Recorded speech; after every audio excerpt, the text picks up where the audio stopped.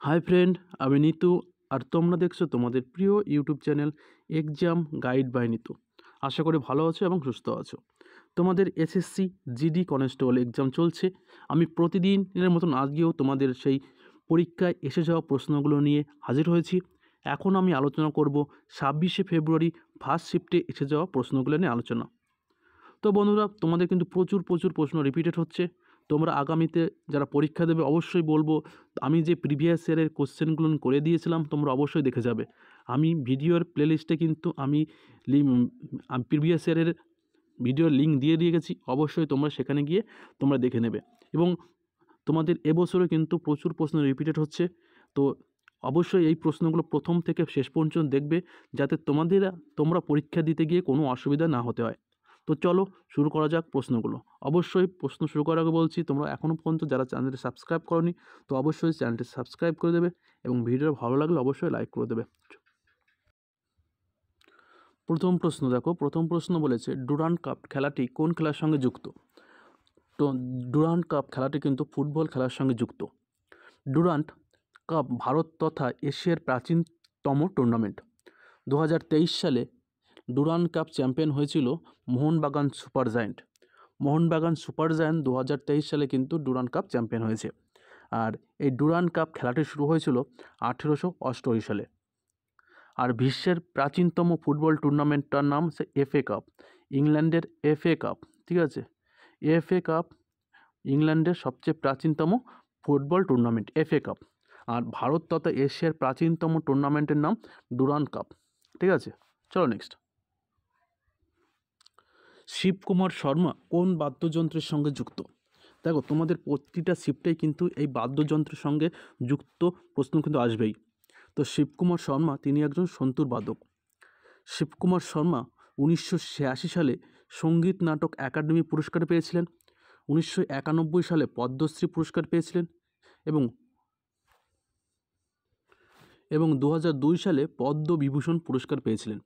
তাহলে 1991 সালে পদ্মশ্রী এবং 2002 সালে পদ্মবিভূষণ।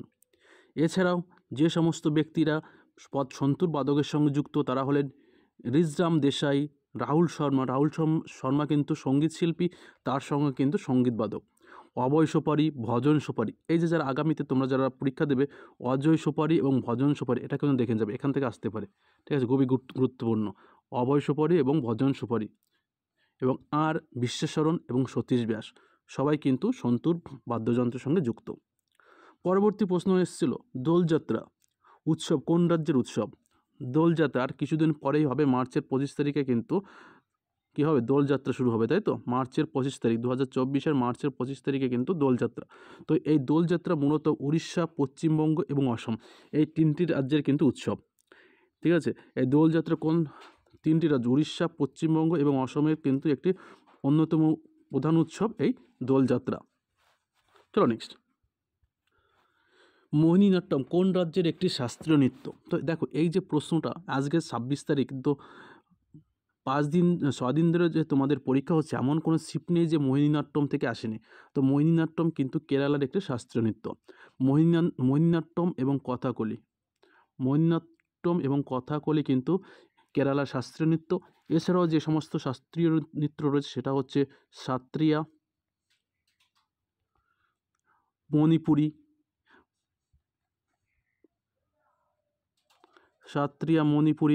কত্থক, ওডিসি। ঠিক আছে, কত্থক, মণিপুরি, কত্থক, ওডিসি, কুচিপুড়ি এবং ভারতনাট্যম।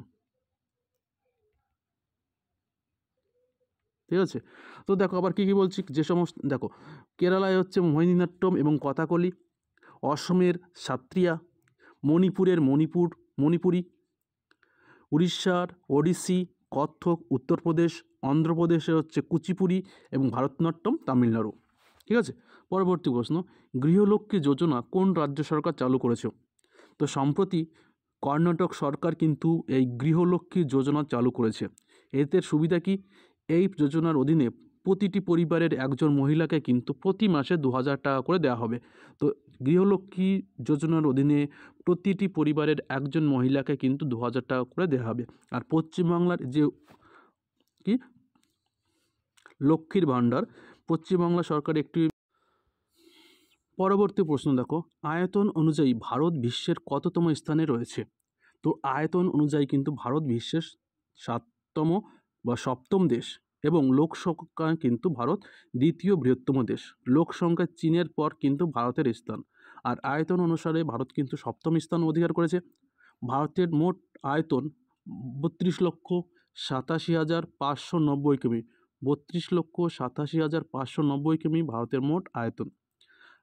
দেখো প্রথম আয়তন অনুযায়ী প্রথম দেশ রাশিয়া, দ্বিতীয় নম্বরে কানাডা, 3 নম্বরে আমেরিকা, 4র্থ নম্বরে চীন, 5 নম্বরে ব্রাজিল, 6 নম্বরে অস্ট্রেলিয়া, ভারত 7 এবং 8 নম্বরে আর্জেন্টিনা। তো প্রথম 8টি দেশ আয়তন অনুযায়ী। পরবর্তী প্রশ্ন, ভারতীয় সবুজ বিপ্লবের জনক এম.এস. স্বামীনাথনের মৃত্যু কবে হয়েছিল? ভারতের যে সবুজ বিপ্লব হয়েছিল তার জনক ছিলেন এম.এস. স্বামীনাথন। এম.এস. স্বামীনাথনকে কিন্তু 2024 সালে মরণোত্তর ভারতরত্ন পুরস্কার দেওয়া হয়েছে। মরণোত্তর ভারতরত্ন পুরস্কার পেলেন 2024 সালে কে? এম.এস. স্বামীনাথন। তো তিনি 2023 সালের 28শে সেপ্টেম্বর চেন্নাইতে মৃত্যু হয়েছিল। চেন্নাই, ঠিক আছে। 2023 সালের 28শে সেপ্টেম্বর ভারতীয় সবুজ বিপ্লবের জনক এম.এস. স্বামীনাথনের মৃত্যু হয়েছিল। মৃত্যুর সময় তার বয়স হয়েছিল 98 বছর। এবং নরম্যান বোরল্যাগকে কিন্তু কী হয় বিশ্বের সবুজ বিপ্লবের জনক বলা হয়। নরম্যান বোরল্যাগকে কী হয় বিশ্বের সবুজ বিপ্লবের জনক বলা হয়ে থাকে। পরবর্তী প্রশ্ন, আরবিআই কাকে 3 অক্টোবর 2023 কার্যকারী পরিচালক হিসাবে নিয়োগ করেছেন? আরবিআই কাকে 2023 সালের 3 অক্টোবর কার্যকারী পরিচালক হিসেবে নিয়োগ করেছে? তো সঠিক উত্তর মনীষ কাপুর। ঠিক আছে, মনীষ কাপুরকে কিন্তু 3 অক্টোবর 2023 সালে কার্যকারী পরিচালক হিসেবে নিয়োগ করেছে। রিজার্ভ ব্যাঙ্ক অফ ইন্ডিয়া যেটা প্রতিষ্ঠা হয়েছিল 1935 সালে, 1935 সালে 1 এপ্রিল কিন্তু রিজার্ভ ব্যাঙ্ক অফ ইন্ডিয়া প্রতিষ্ঠিত হয়েছিল। আর জাতীয়করণ করা হয়েছিল 1949 সালে। আর রিজার্ভ ব্যাঙ্কের বর্তমান গভর্নরকে শক্তিকান্ত দাস, 25তম গভর্নর শক্তিকান্ত দাস। এবং রিজার্ভ ব্যাঙ্ক গভর্নর সঙ্গে আরও কি 4 জন ডেপুটি গভর্নর থাকে। তারা হলেন শ্রী এম রাজেশ্বর রায়, শ্রী স্বামীনাথন জে, শ্রী টি রবিশঙ্কর এবং ডক্টর এম.ডি. পাত্র। তো রিজার্ভ ব্যাঙ্কে একজন গভর্নর সহ তার সঙ্গে কিন্তু 4 জন ডেপুটি গভর্নর থাকে। টোটাল 5 জন গভর্নর থাকে। এই 4 জন ডেপুটি গভর্নর কে? শ্রী এম রাজেশ্বর রাও, শ্রী এম স্বামীনাথন জে, আর শ্রী টি রবিশঙ্কর এবং ডক্টর এম.ডি. পাত্র। পরবর্তী প্রশ্ন, অভিনব বিন্দ্রা কোন অলিম্পিকে স্বর্ণপদক পেয়েছিলেন? তো অভিনব বিন্দ্রা 2008 সালের বেজিং অলিম্পিকে স্বর্ণপদক পেয়েছিলেন। অভিনব বিন্দ্রা তিনি শুটিংয়ের সঙ্গে যুক্ত এবং অভিনব বিন্দ্রা প্রথম ভারতীয় হিসাবে প্রথম ভারতীয় খেলোয়াড় একক বিভাগে কিন্তু সোনা পেয়েছেন। এবং দ্বিতীয় ব্যক্তি হিসেবে সোনা পেয়েছিলেন কে? 2020 সালের টোকিও অলিম্পিকে নীরজ চোপড়া কিন্তু 2020 সালের টোকিও অলিম্পিকে জ্যাভলিন খেলায় কিন্তু সোনা পেয়েছেন। আর পরবর্তী যে অলিম্পিক 2024 হবে ফ্রান্সের প্যারিসে কিন্তু 2024 সালের অলিম্পিক খেলাটি হবে। চলো নেক্সট, বরাহমিহির প্রধানত কয়টি বই লিখেছিলেন? তো বরাহমিহির প্রধানত 3টি বই লিখেছিলেন। বরাহমিহিরের 3টি প্রধান বই হচ্ছে পঞ্চসিদ্ধান্তিকা, বৃহৎ সংহিতা এবং বৃহৎজাতক। ঠিক আছে, তাহলে বরাহমিহির কয়টি বই রচনা করেছিলেন? 3টি। কী? পঞ্চসিদ্ধান্তিকা, বৃহৎ সংহিতা এবং বৃহৎজাতক। পরবর্তী প্রশ্ন, ভগৎ সিং এবং বটুকেশ্বর দত্ত কোথায় বোমা নিক্ষেপ করেছিলেন? তো ভগৎ সিং এবং বটুকেশ্বর দত্ত পাবলিক সেফটি বিলের প্রতিবাদে নয়াদিল্লির কেন্দ্রীয় আইনসভায় কিন্তু বোমা নিক্ষেপ করেছিলেন। কত সালে? 1929 সালে 8 এপ্রিল।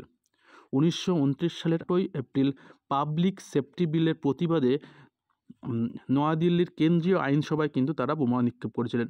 এবং তারা স্লোগান দিয়েছিলেন ইনকলাব জিন্দাবাদ, ইনকলাব জিন্দাবাদ, এই স্লোগানটা কিন্তু দিয়েছে। বর্তমানে ভারতীয় সংবিধানে মৌলিক কর্তব্যের সংখ্যা কয়টি? ভারতীয় সংবিধানে বর্তমান মৌলিক কর্তব্যের সংখ্যা কিন্তু 11টি। প্রথম যে মৌলিক কর্তব্য 1976 সালে 1976 সালে হয়েছিল 42তম সংবিধান সংশোধনের মাধ্যমে, তখন কিন্তু মৌলিক কর্তব্যের সংখ্যা ছিল 10টি। কয়টি? 10টি। কিন্তু 2002 সালে 86তম সংবিধান সংশোধনের মাধ্যমে 6 থেকে 14 বছর বয়সী শিশুদের বাধ্যতামূলক প্রাথমিক শিক্ষা প্রদান করা, এটি কিন্তু মৌলিক কর্তব্যে অন্তর্ভুক্ত হয়েছিল।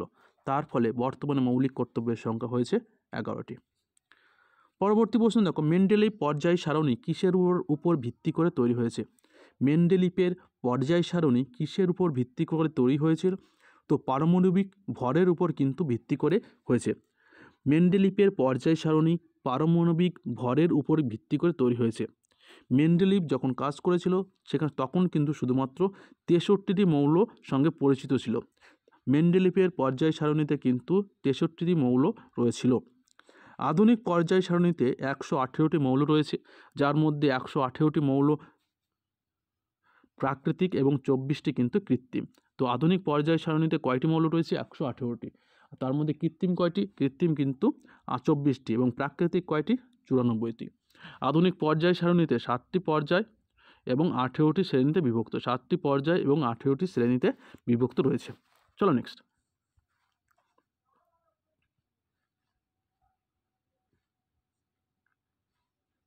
বলেছে বেকারত্ব কি?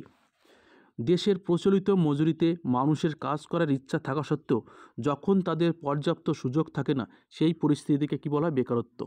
তাহলে দেশের প্রচলিত মজুরিতে মানুষের কাজের ইচ্ছা করা থাকা সত্ত্বেও যখন তাদের পর্যাপ্ত কাজ করার সুযোগ পায় না, তখন তাকে বলা হয় বেকারত্ব। 2023 সালে বেকারত্ব ছিল, জাতীয় বেকারত্ব ছিল 8.003%। আর বেকারত্বের ফর্মুলা কি?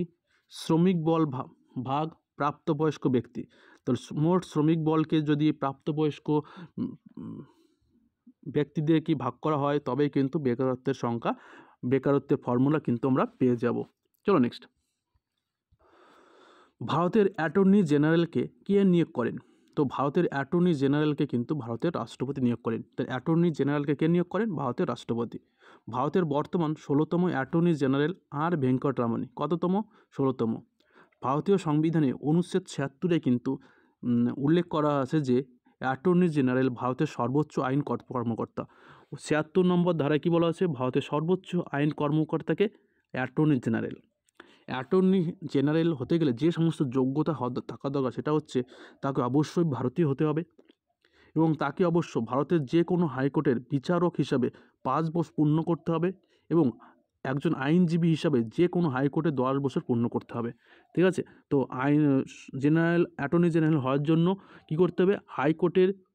যে কোনো হাইকোর্টের অন্তত 5 বছর বিচারপতি অথবা যে কোনো হাইকোর্টে 10 বছর উকালতি করতে হবে এবং রাষ্ট্রপতির দৃষ্টিতে তিনি একজন আইনজ্ঞ হতে হবে। তো বন্ধুরা, এই 15টা প্রশ্ন তোমাদের জন্য এনেছিলাম। ভিডিওটা ভালো লাগলে একটু লাইক করে দেবে এবং চ্যানেল নতুন হয়ে থাকলে অবশ্যই চ্যানেলটি সাবস্ক্রাইব করে দেবে। ধন্যবাদ।